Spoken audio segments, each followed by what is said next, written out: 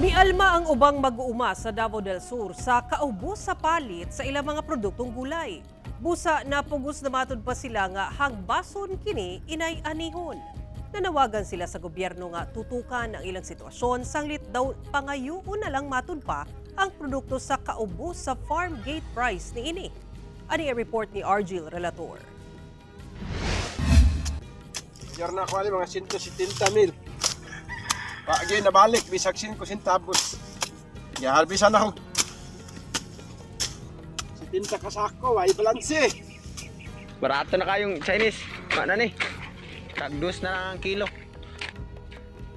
Gipang hagbas o gipang tagod-tagod na lang ni ining mag-uuma sa Barangay Sibulan, Santa Cruz sa Davao del Sur kining ilang mga produktong Chinese cabbage tungod sa kabarato sa palit.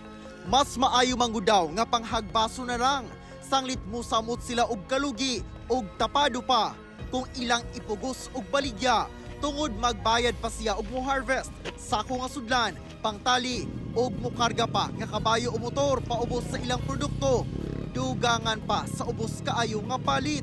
Ikan sa repolyo, barato, Chinese, kamatis, karot, halos tarang panginabuhi anamo. Nga kami nanginabuhi aning among lugar. Mahal ang abono, mahal ang medisina, mahal ang pamaliton, pero ang among baligya, amo na lang agbason gumikan kay alos wa may amo agot.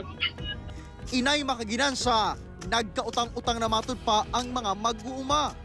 Sa Kapatagan, Digos City sa Davao del Sur gihapon, gipakita ni ining mag-uma kung unsa kahimsog ang tubo sa iyang mga repolyo. Nang problema siya, sanglit anihuno na ang iyang 45,000 kapunuan sa repolyo. Apan ana sa 6 pesos matag kilo matud pa ang palit. Very low kay na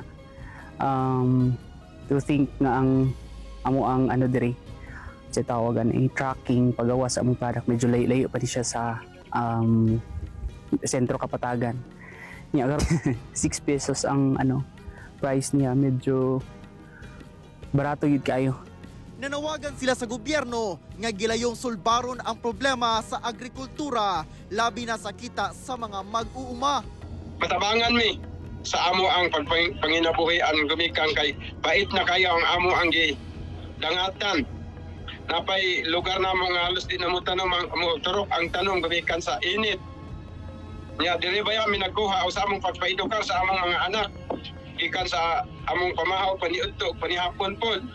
Sumala sa Department of Agriculture 11, ginasuta pa nila karon ang sitwasyon sa mismong mga umahan. Ako si Argil Relator. 1 Mindanao.